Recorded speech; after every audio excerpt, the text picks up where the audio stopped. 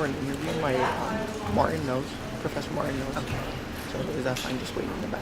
My name is Megan. I'm the president of the marketing club. We meet every other Tuesday at 5. So next Tuesday at 5, you should come. We're having an ice cream party. I'll be there. Okay, so a little bit about Viveka von Rosen is known internationally as the LinkedIn expert. She's worked with several Fortune 500 executives, New York Times bestselling authors, large corporations, and small local businesses. She's also the author of the best-selling book, LinkedIn Marketing, An Hour a Day, as well as a contributing expert in several LinkedIn publications.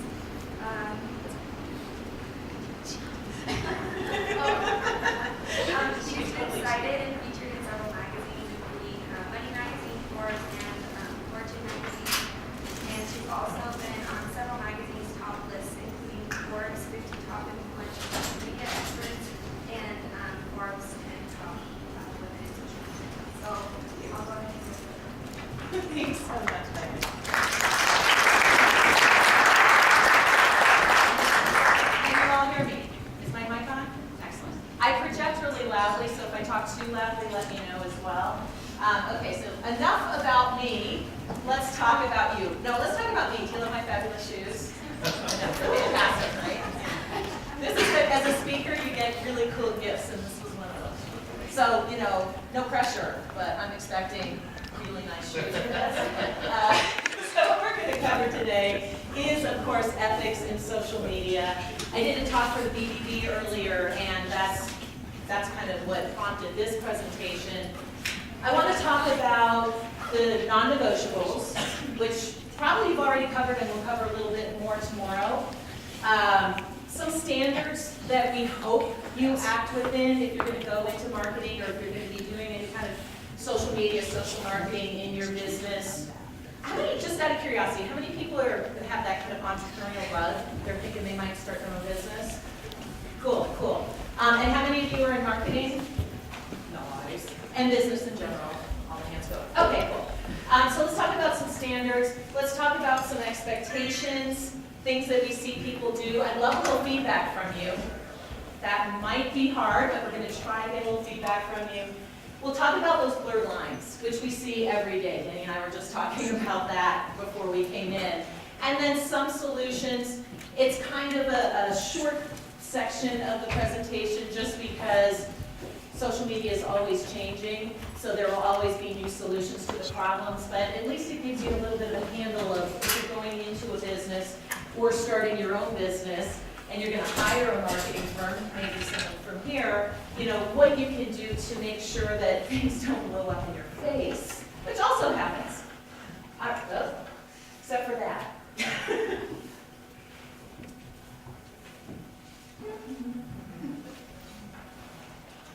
It's weird. Social media and technology do not go hand in hand. Invariably,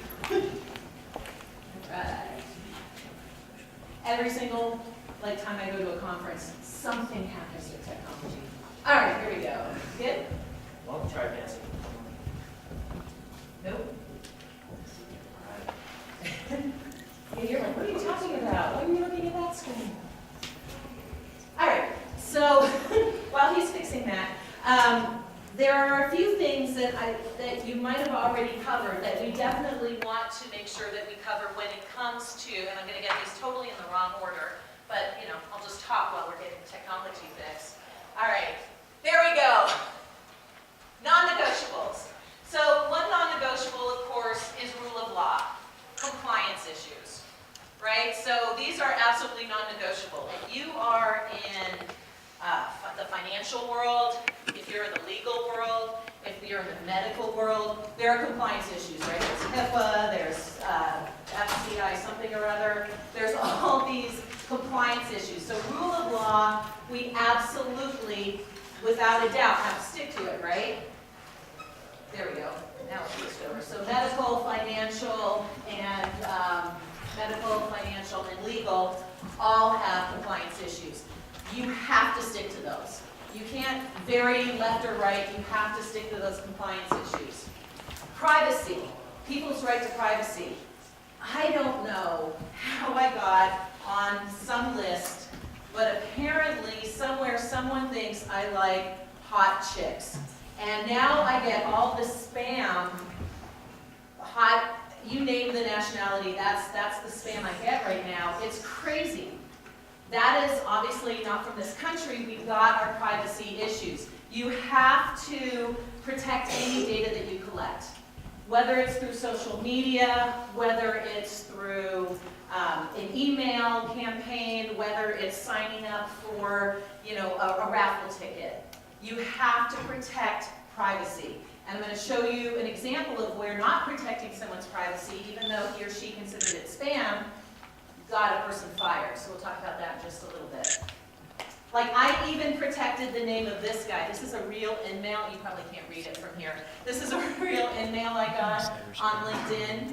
Dear sir, dear partner, and if your name is truly Rosen, like somehow abusing LinkedIn. So you just, anywhere you are on LinkedIn, protect the privacy of the people you're connected with. Ethics, of course, that's why we're here, right? Business ethics is the accepted set of moral values and corporate standards of conduct in a business organization. So have your ethics, have your rules. Those must be followed. Compliance, which we just talked about with the rule of law. You must be compliant to whatever rules of law are for your specific industry. Again, if you are going into medicine or finance or law, you've got to be super careful with what you do on social media. And then policy. You've got to have a policy in place. For those of you who are thinking of creating your own businesses, especially if you're going to be hiring employees and or hiring a marketing team to help you run your business, have a policy in place. It's what will protect you. If you are going to work for a company, read those guidelines. Make sure that you're not breaking any of the guidelines in the social media policy. Those are all non-negotiables. Integrity. Being fair and honest.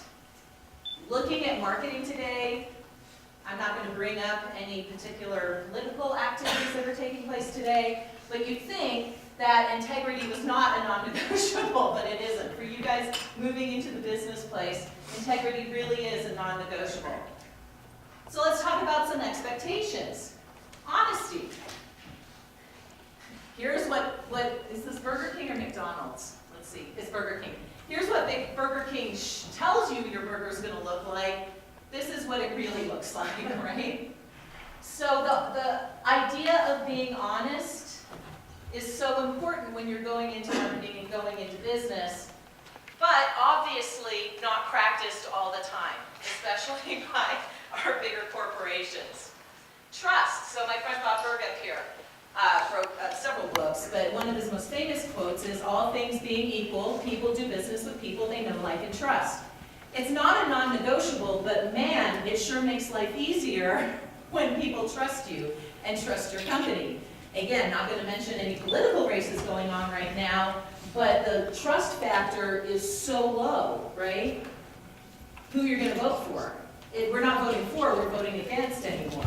So we have to be careful in our own businesses. It's not a non-negotiable, clearly.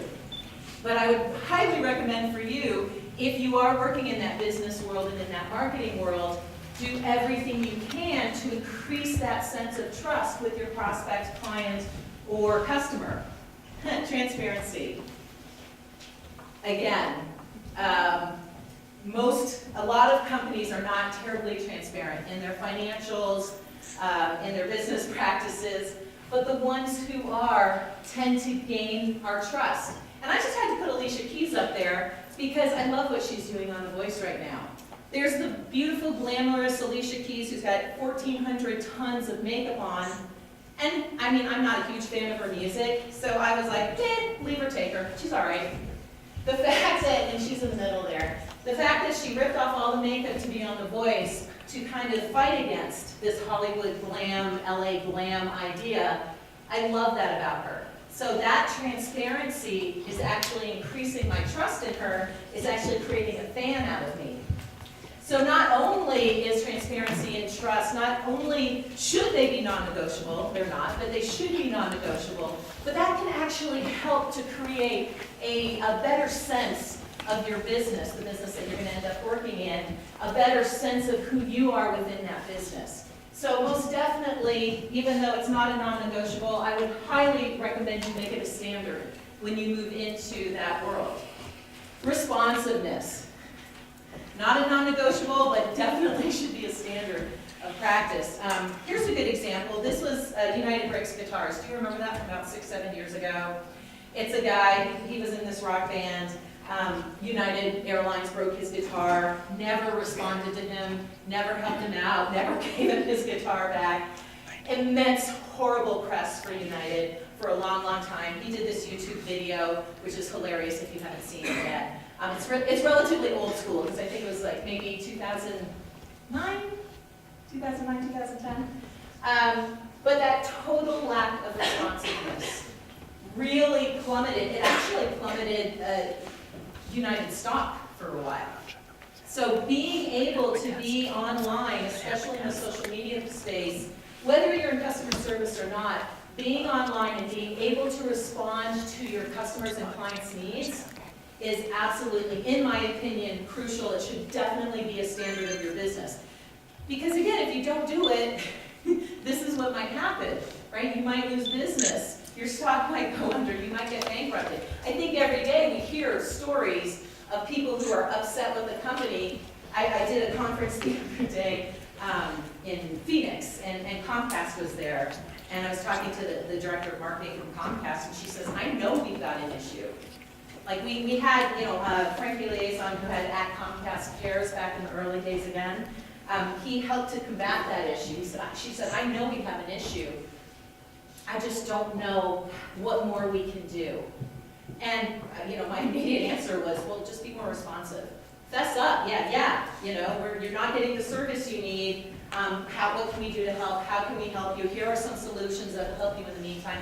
Some kind of immediacy and responsiveness can really help with your social media campaign. So those are pretty clear, right? Let's look at some of the blurred lines, and I'd love your feedback on this as well. Like, we know that plagiarism is bad, especially in university, right? And now you've got all these plagiarism things, like they have all these, they put your papers in and they can see if you plagiarize or not. So plagiarism is bad. Stealing is bad. Okay? It's one of the commandments. Stealing is bad. Shaming is bad. I mean, look at how many people have lost their jobs and gone to jail and whatever over shaming and bullying. And bullying is bad, right? Right? Yeah. Except look at our media these days, right? So, and I cannot find who the author was, so I cited it anonymous. Success without integrity is failure, right? So to have success without integrity, without ethics, without these standards that we talked about, is failure. Except for, is it? Who can think of a shaming or blaming campaign going on right now? Yeah, okay, that was kind of an obvious one, right? Yeah. So, I mean, yeah, it's a great quote. We'd hope a principled business would follow the guidelines, but let's face it, there's some blurred lines going on right now. So let's take a look at some of those blurred lines. All right. For some reason, okay. Exaggeration, right? Lying. Exaggeration, lying. You exaggerate the success of your progress, your product, your aptitude, your achievements. How many people have a LinkedIn profile? Right now. Cool. Awesome. Of course. How many people are completely honest on their LinkedIn profile? Good, you should be. So here's the thing, though. When I first started on LinkedIn, there were no LinkedIn experts. Like I would say Reid Hoffman, who was like the founder of LinkedIn, wasn't a LinkedIn expert. But I got the Twitter handle and I got the LinkedIn handle first. LinkedIn expert. It's been very, very good to me. That's, Google. You can do that on your phones right now, as well as tweeting. If you Google LinkedIn expert, my name probably shows up first. That's been very, very good to me. Was I an expert at that point? Heck no. You know what? It wasn't until 6 years later that I wrote the book on it. But by placing myself as a LinkedIn expert and realizing that's truly what I wanted to do and working towards that, I faked it till I maked it. Except for that's somewhat out of integrity, isn't it? Or is it?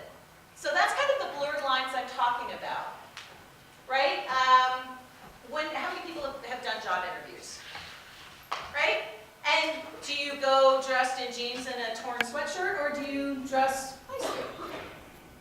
It depends. We're in Colorado. It really depends on the job market. But here's the thing. I speak at a lot of big conferences. 2 years ago, I was at Inbound, and Guy Kawasaki was speaking. And personally, as an attendee, he had the opening keynote, and he walked on with torn jeans and a gray hoodie, no lie. And to me, I was like, really, dude? Like, I know you're of the Apple culture. I know you're Guy Kawasaki. Have some respect here. But it really does kind of depend on how you want to portray yourself and what you want to portray to your audience. So sometimes we put on more makeup, sometimes we take the makeup off. Sometimes, our LinkedIn profile might be a little bit more glossy than the real life us. A lot of times when we go to a job interview, of course we're putting our best step forward.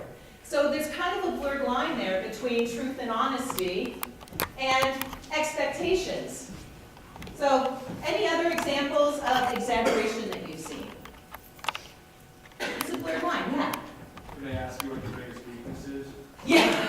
Oh my God, right? Oh, I just work too hard. I don't take any time off. My life is really unbalanced. Exactly. What was your answer to that one? Too close. Yeah, exactly. Right? It's like, yeah, I really don't like working. I like snowboarding. I may or may not be here when we get fluff on Friday. Probably not going to say that in a review, right? Here's the privacy one. This is a true story. This happened about a year ago. This woman, Charlotte Proudman, she's a lawyer in England, received a private in-mail, or a private message. This is back before LinkedIn had the new messaging system. So she was, that's my true opinion. She got a private message from this gentleman who said she had a very pretty profile picture. So probably not, ethics-wise, compliance-wise, probably not the best thing to do, sexual harassment-wise. On the other hand, I'm thinking, I get that a lot. Because I get that a lot. I get people complimenting. It's usually, oh, that's a really good photo. You don't look that good in real life. But,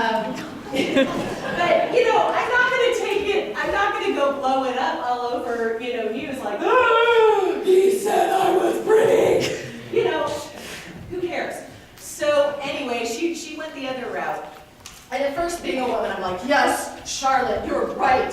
And then I looked at it a little more closely, I'm like, but actually, if we look at compliance and we look at ethical standards and we look at privacy, that was a private message to her, which she then shared all over, news media and all over social. The long and the short is they both got fired from a compliment.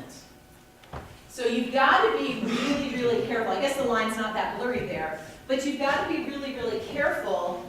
What I tell people is you never do anything on social media that you wouldn't want your grandmother or your granddaughter to read, right?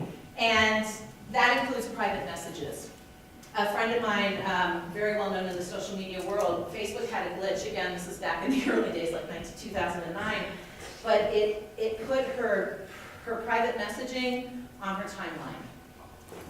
And you can imagine some of that was, she was dating someone at the time, so some of that was a little bit too exposing.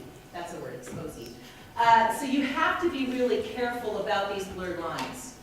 It's nice to give people compliments, but if they're going to take it the wrong way, and if it goes against those ethical things, it's really not that blurred after all.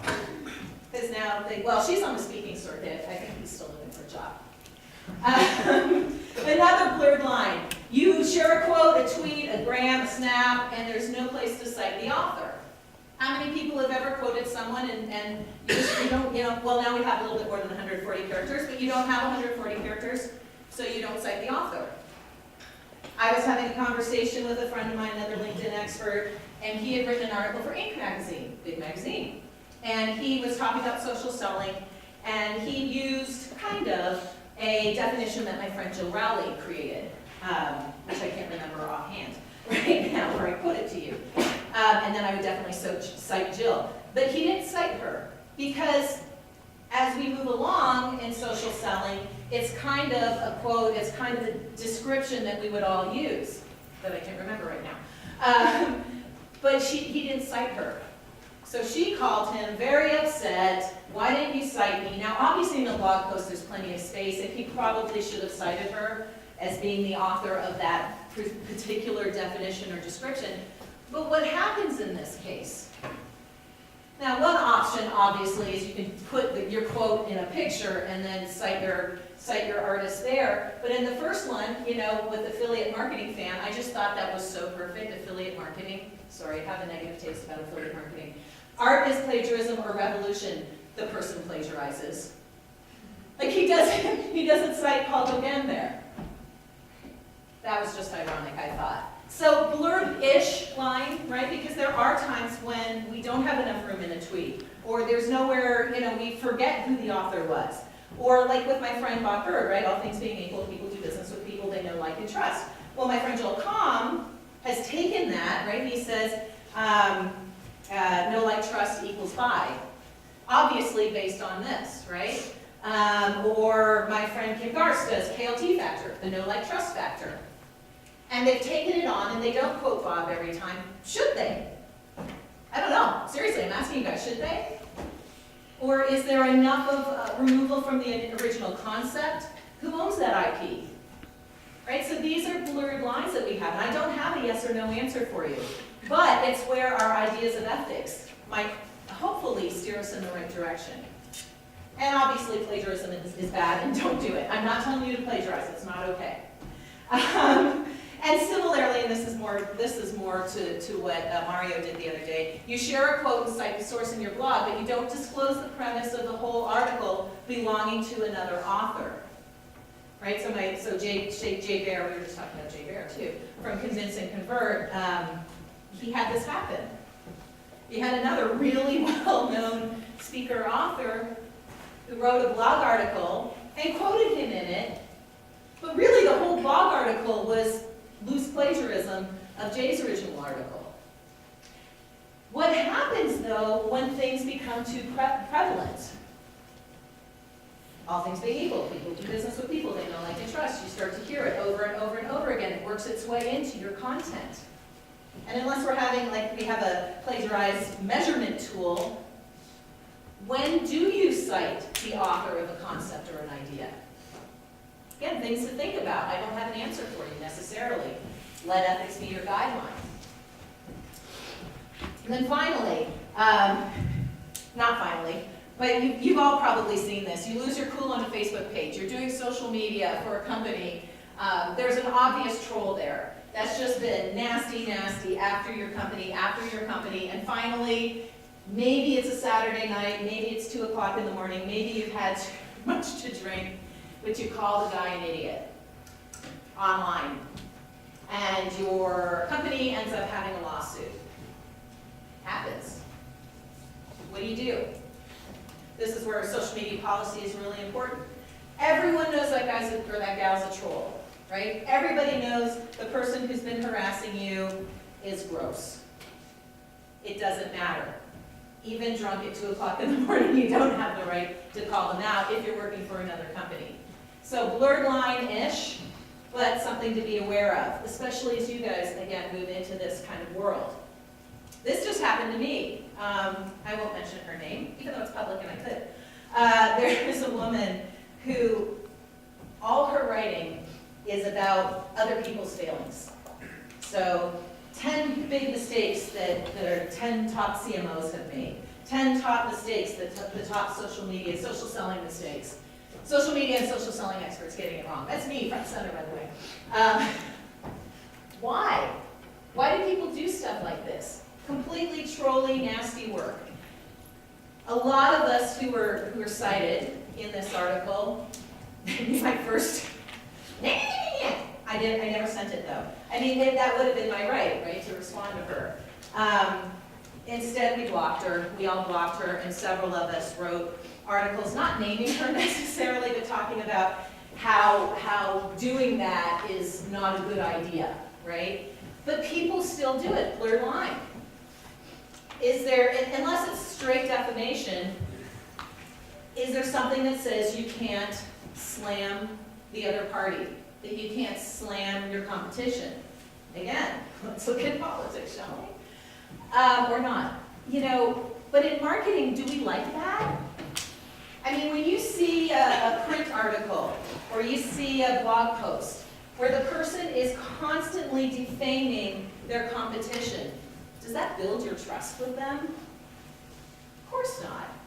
It's like, wow, like, what's your problem? Like, seriously, we're beginning to think she may be mentally ill. Also, she has no recommendations on her profile, just saying. So, it's a blurred line. Yes, you can do it if you want to. Some people, that's the route they tend to make. It's really the lowest common denominator, right? But why would you?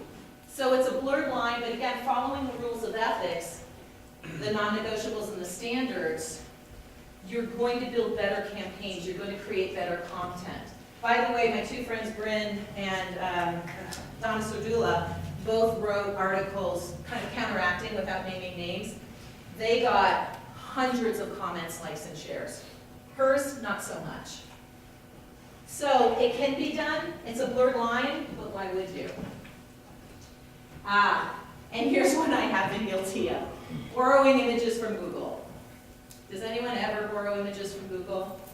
Thank you for being honest. Like, you can, sort by public domain, and you can go to Creative Commons, and there are, thankfully, some things out there. Obviously, I'm not going to create a t-shirt, steal an image from Google, put it on my t-shirt, and sell it for $15 each. Like, that's illegal. That's wrong and bad. But maybe I get an image off of Google, I put it as a background on one of my slides, and I didn't pay my 99 cents for it. Probably I wouldn't recommend doing it. So I actually found a site, let me see if I can find Pixabay, P-I-X-A-B-A-Y, P-I-X-A-B-A-Y. It's all Creative Commons. You can use any of the images in there. You have the opportunity of buying them and sponsoring and helping them out, but why are you wearing a Patriots, really? Sorry. Did they pay for that logo? I don't know. So you have the option with Pixabay to utilize. So there's always another solution.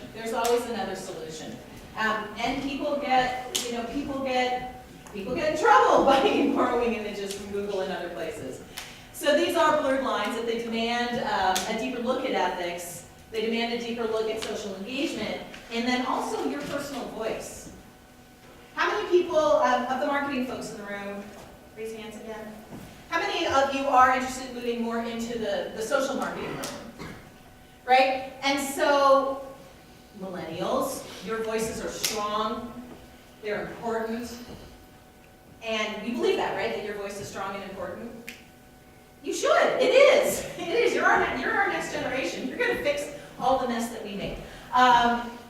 But you have to be aware moving into what's still a more of a Gen X society. You're going to have to, at least for a while, unless you have the opportunity to create marketing campaigns, you have to speak in the company's voice. If you can influence them in any way, shape, or form, and this goes for business as well, by all means do so. But you're going to have to speak in the company's voice, and you're going to have to align with these ethical practices. You just are, until you're in a position where you can speak in your own voice, and I hope you get that, because I think our generation needs to hear your voice.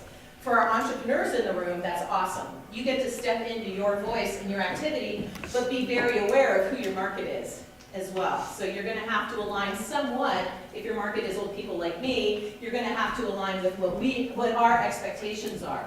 And I know there's some pushback. Like my generation, we work hard and we do it because that's the way it's always been done. Your generation is a little bit more of a why, which is a great question to ask. I'm so glad you are. And in the world of marketing and in the world of business, just be super aware of who your audience is. Part of ethics, part of best practices, part of policies, oops, that's the next slide, part of policies means aligning your voice with your corporate voice, means aligning your voice with your company voice, means aligning your voice with your audience's voice, so that you can do better business, right?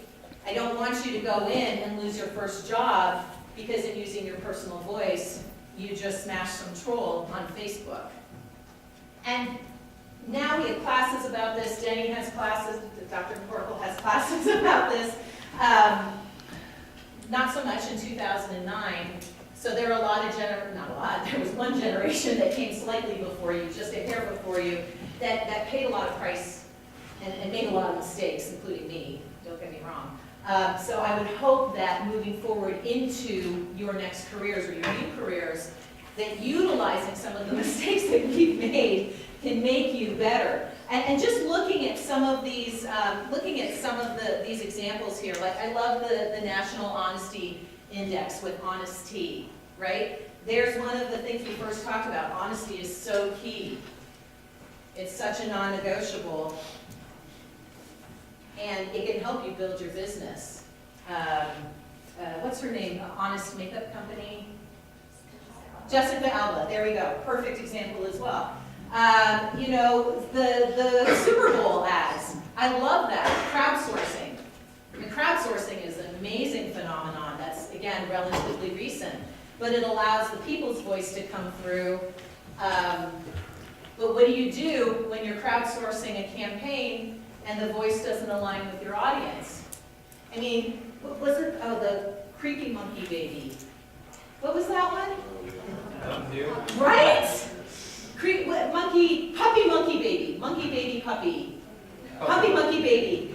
Oh, that thing was scary. I don't know that it was aligned with the National Football Association brand necessarily. You know, so there are a lot of ways that you can align with ethics, that you can align with standards, that you can create a better product, a better service, a better marketing campaign, and there's a lot of places where you can fail. Strong and enforced social media policy. If you have your own business, create a strong and enforced social media policy. If you're going to work for a company, please read it and align yourself with it, or you can and probably will get fired. Training is so important. If you're going to have your own business, make sure you've got good training for your customer or for your employees. If you're moving into a business, ask them what kind of training is available, so that you have a better handle on how to do what you were brought in to do better. Resources. Share resources with each other. You've created a kind of tight community here in college. I'm still friends with the two of the girls two women that I went to college with.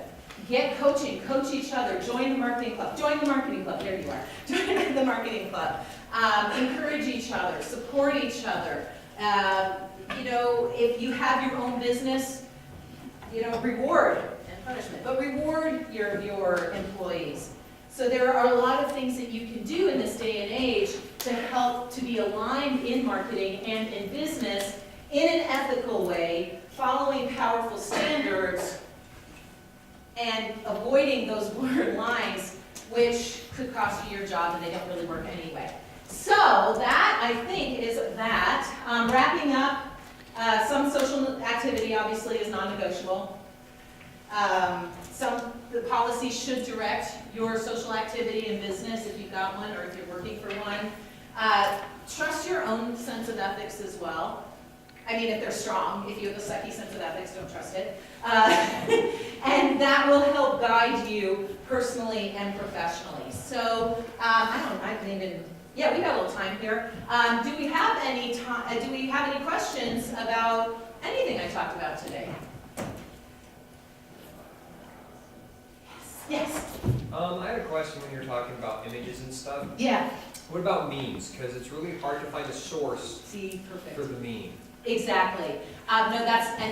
So my answer is not a great one. It's the blurred lines. You're absolutely right with the memes. I mean, if you can find, you know, where you originally saw that meme, you can right-click on Google and maybe get a source for that meme. But yeah, that's such a great point, because yeah, a lot of memes are just that. They're memes, and they're universal. Total blurred line. Great, thank you so much. I should have had that in my presentation. That was a really good one. Yeah, don't really have an answer for you. Right click, see if you can find the source, otherwise, blurred line. Okay. Yeah. Yes. It seems that some of the use of automation in social media really brings up a lot of issues. Someone Yeah. will send you a message to wanting to connect with you on LinkedIn. Right. And everything looks good, and you say yes, and then they start sending you direct ads. Yeah, which totally goes against LinkedIn's end user agreement, so thank you for bringing that up. And trust me, I battle with this too. I use an automation system. In fact, I'm just moving from Infusionsoft over to Monfort. It makes my stomach a little sick. You know, I actually don't like the whole process of automation. Obviously, the more directed your campaign can be, the more, you know, the more flow charts you can put into your campaign, the more specific the content. Basically, how I deal with it within myself is just, you know, I hope I have enough flowcharts in place. I hope I have enough tags in place that the content I'm delivering truly is of interest to my audience. And I also share, you know, 80-20 rule, right? 80% useful stuff with 20% sales pitch. But yeah, that practice right there goes against privacy big time. It could get you huge fines in Canada. The Canadian anti-spam laws the Castle laws are really starting to get enforced. It goes against LinkedIn's end user agreement. I don't know about Facebook and Twitter, but it definitely goes against LinkedIn's end user agreement to connect with someone and just put them on your newsletter. I give people the opportunity of opting in, but I don't just put them there. So yeah, that is, you know, it's another blurred line. There are some definite, there's definite laws that are being broken in some cases, and that's enforceable, and don't do it, but there's the blurred lines. This presentation wasn't so much about giving you answers as making you think and ask questions. Because there really aren't. As you can see, there really aren't clear answers. There's things you absolutely, which we covered at the beginning, you absolutely can and cannot do, but there's a lot of gray area right now. There's a lot of gray area because it's still, social media is still a new medium-ish. You know, your generation is most definitely the strongest generation in it, and you're bringing your own activities and rules. And I personally think that your generation has a stronger sense of ethics, but you also have a stronger sense of individuality than my generation does. And so those two can sometimes clash. I never give short answers. Thank you for that question, though. Yes? So with the Bob example, when you Yeah. said how there are other people that had similar phrases in their ideas, Yeah. would you say that there would be an ethical line of whether you got the idea off of him or you came to the conclusions yourself? Would be the difference in whether? Exactly, because actually Bob was a disciple and a mentee of Zig Ziglar. And Zig Ziglar, and I can't remember Zig's quote exactly, but Zig said something very similar. So we're talking generations now, right? So we've got Zig, and then we have Bob, and then we have, you know, Joel and myself and Kim, who are 3 generations down. I try to cite Bob whenever I can. If I'm using the exact quote, I always cite him. But yeah, no, when it comes to IP and when it comes to the generation of ideas and the thing with the content, and the definition of social selling, I mean, you know, what is a university? A university is I mean, we all have a concept. So again, blurred line. You know, how many generations is it until it's okay to claim it as your own IP, right? Intellectual property. So, blurred line, obviously, don't plagiarize. Obviously, if it's a quote you can attribute, do so. If it's a meme you can attribute, do so. But yeah, we get to have our own voice too. And again, it's harder for your generation because a lot of you are coming into it and you're hearing quotes like that my generation didn't attribute, so it's brand new. Think about Marianne Williamson quote. Who are you? You know, who are you not to be fabulous? That's my generation. Did anyone remember that? And Nelson Mandela. Yeah, no, sorry, my generation. Nelson Mandela. Everyone knows who Nelson Mandela is, right? Okay, good. Phew. So Marianne Williamson is a metaphysicist, and she philosopher, metaphysicist, and she has a whole book about basically you're fantastic, you're fabulous, you shouldn't hide your brilliance from the world. She was mentioned in, oh gosh, what was that movie? The Secret, you know, so that whole kind of metaphysical thing. Well, Nelson Mandela gets relieved from prison, quotes say Nelson Mandela did it. I don't think he did it intentionally. He believed that from the core of his being, but it's that attribution thing. Now if you hear that quote, who said it? I don't know, right? So generationally, is it okay to blur those lines? Again, it's a question I ask you. Yes? Hi, I wanted to ask you a question about Yahoo. I heard about them scanning emails to the government. Yeah. And I know you're talking about social media, but I'm sure that, they've been approached. I believe that Facebook has been scanning Yeah. instant messages and posts and things like that. I just wanted to get your opinion on it. Yeah, I'm so torn. Like we see how ISIS has used social media to recruit. And so the side of me that's like anti-terrorist is like, yeah, go on, scan away. Like if you can stop a cell, do it. The other side of me that's like, hey, that's my private stuff. And really, like, clearly I'm not a terrorist. And do you really need to know what I wrote my boyfriend last night, right? So blurred lines. And that's the problem with a lot of these initiatives is it's black and white, right? It's all or nothing. And we're not allowed, in government, you're not really, well, there's blurred lines all the time, but you're not supposed to have blurred lines. And so that is, again, it's a phenomenal question. I don't have an answer for you. Personally, I would say there should be more guidelines about what constitutes a terrorist. How are you, when are you allowed to look at those emails and listen to those phone calls? I'm under the supposition that everything I do and say and all my cell phone calls are being monitored. Like, I just assume that anymore. And I think privacy is again, our generation, right? We are concerned with privacy. How many of you are uber concerned about privacy? Right, like 10% of the room. Security more than Security, privacy. yeah, I wrote a book on it. Yeah, exactly right. Security more, but the fact is, our privacy, our security, and just don't put out there what you wouldn't want your grandmother and your grandmother to read, including, inciting terrorist activities. Don't do that. No, that's, I don't have it. That's going to be, hashtag, I don't have an answer for you. And then the follow-up to that is business a lot of times follows suit to what government does, Right, exactly. Which is ridiculous. Yeah, hopefully, no, that's a good question, because I know I got fired from my first job. This was the early days of email. I called my boss a toad. I was emailing a friend of mine through the company email, and I called my boss a toad, and I didn't realize, A, that he could read my emails, and B, that he was reading my emails, and I got fired. That was embarrassing. And I learned my lesson, until the second time that happened. Let's just assume, unless you're having a conversation face-to-face, it's being monitored. Email, just assume in business that that's their domain. That brings up another point that really doesn't have anything to do with what you just said. But LinkedIn, by the way, you own your LinkedIn profile. If you want to continue to own your LinkedIn profile, use a Gmail, a Hotmail, is Hotmail even around anymore? Did it get closed down? Gmail, whatever. Use your own email address. Don't use the company's email address. I think they're moving towards Outlook. That's right. Yeah, so use your own email address. Don't use the company's email address.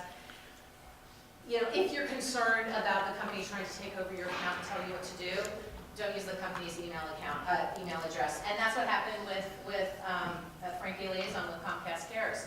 He built Comcast Cares on his Comcast.net email address because he worked for Comcast, and he gave up, I can't remember, 1.5 million followers, and his entire business. Now, he had developed a name, he was able to rebuild it, but still, it's just something to be aware of when you're creating your accounts on social media.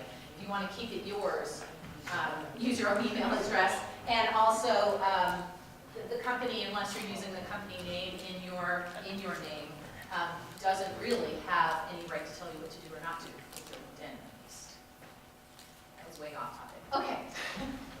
Well, I doubt any of us read the fine print, but No. I'm guessing that Yahoo and Microsoft, somewhere down there says they have the right to scan your Right. business. Exactly.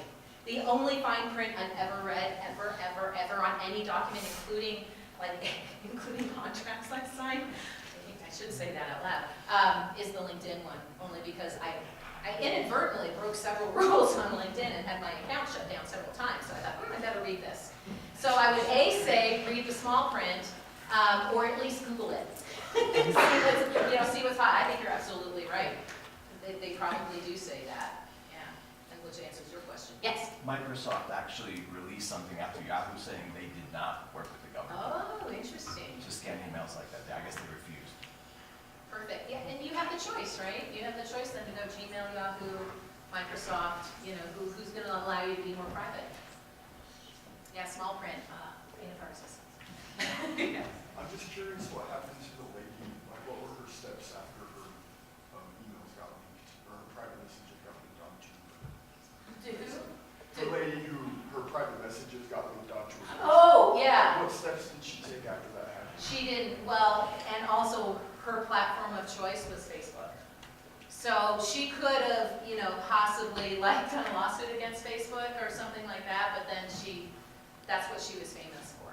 So nothing really happened. She apologized, they apologized. Actually, I don't think they apologized. She apologized, and she became much more careful about the content that she shared privately.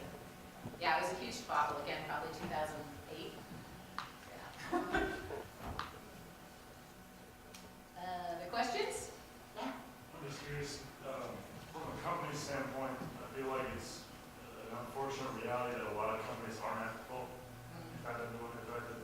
There isn't one successful company that has been 100% ethical. Right. So at what point do you think that a company's competition or being competitive and success kind of outweighs the importance of ethics? At what point?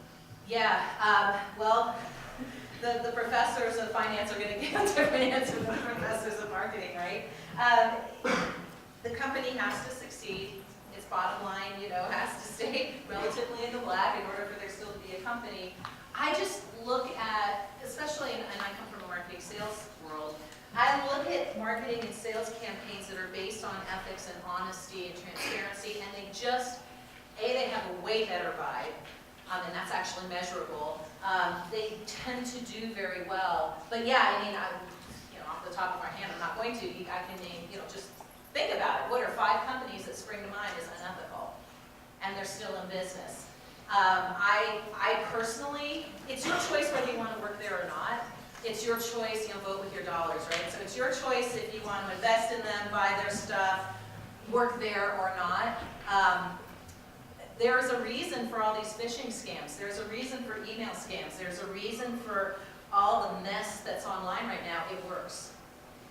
It's our responsibility, should we choose to live ethically, it's our responsibility to vote with our dollars, to work at companies or not work at companies or help to change companies from the inside that have unethical practices. My guess is if you have a strong sense of ethics, if you have a strong sense of what's right and wrong for you personally, you wouldn't be able to stomach working there anyway. I know I've left companies for reasons like that. So, like the toad lawyer I work for. Unfortunately, while companies are making money by being unethical, and while we don't have guidelines in place, especially for overseas, where we can't really manage that, we have to vote with our dollars. We have to vote with our time and energy into things that are more positive. That's what your generation is going to have to step up and do, because it's my generation that kind of messed it up. In a way too. Yeah. There's a question. Was there a hand up over here? No. Okay. Yeah. It's kind of disheartening, and again, if we look at what's going on right now, like what? Right? But the world's not going to end in the next 4 years regardless.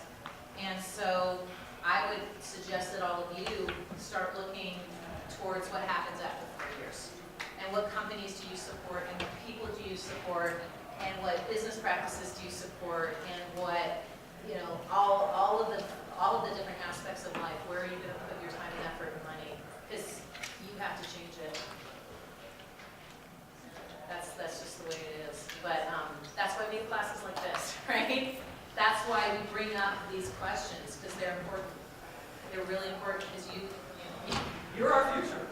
You changed, attributed to Ronald Reagan. No, you are. You're our future, and you're the one who's going to make the changes, and you're the one who's going to pass or fail our future. And that's why I'm so glad. And marketing business is what does it. It's not government. It's marketing and business. And so